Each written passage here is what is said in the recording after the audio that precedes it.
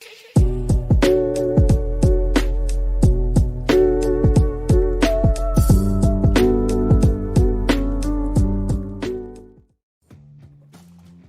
subjects, Alex here again, and again we are gonna be doing another throwback figure review of the Marvel Legends Bro Thor Wave Iron Man Mark 85.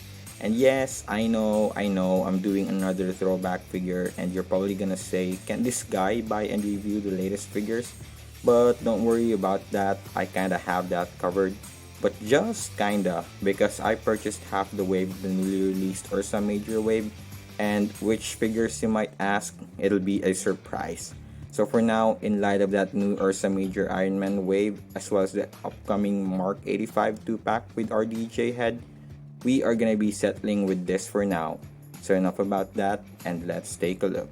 In the front, there's your standard Marvel Legends collector-friendly box and window, so you can see what are the contents of the figure in display. And says there Marvel Legends Endgame Iron Man Mark 85, some artwork on the side, and then some legal stuff at the bottom. Then the price tag, which says $26 at the time of purchase, and then at the top is the Avengers logo, and then at the back are the rest of the figures in this wave, where I only have Iron Man and Cap. There's Bro Thor as well, parts that comes with the other figures, and then Mark 85's artwork again, along with a short bio. And then going back to the figure, what I have to say about this figure is that this, along with the Invisible Woman from the Super Skrull wave, is what made me start to Hasbro-fy my Toy Biz Marvel Legends collection back in 2019. And why I have it, because back in the trailers of Endgame, I instantly noticed that the new armor is very reminiscent of the classic 616 suit, which makes sense because it is the climactic moment of the MCU, not knowing that he's gonna die in Endgame as well. So that's mostly the reason why, and because I only have the Toy Biz modular Iron Man back then, which kinda looks off for me even at the time. So he was gonna stand in the Avengers line that I was building back then, before I had the Alex Ross 80 Years Trinity. I was gonna settle for what I have because he looks good, he looks classic, that has been modernized, so I decided to grab him. And it may not have the import looking aesthetics, but for what you pay for, it has metallic looking reds along with the gold parts. I really don't have much complaint about this figure, except for the white paint on the chest piece that actually missed the center, and then the torso articulation, which felt kind of lacking, even though I wasn't knowledgeable about Hasbro Marvel Legends back then. It felt like something was amiss, having no waist twist articulation, and then it only has diaphragm cut. But still, even before the upcoming Mark 85 with the RDJ head and having a bunch of new release Iron Man now, I still kind of like this Mark 85. And then for the accessories, we have 4 repulsor blasts and an extra pair of alternate hands, and then Bro Thor's Build-A-Figure part, which is the left arm with an extra alternate hand, and then the nano gauntlet to be used for the Smart Hulk Build-A-Figure.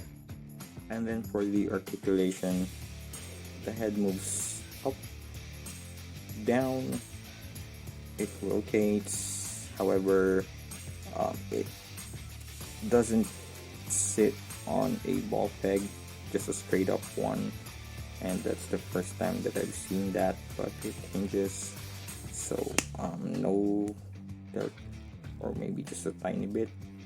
And then the arm can raise that high, bicep swivel, double jointed elbows, wrist hinges up, down, then rotates.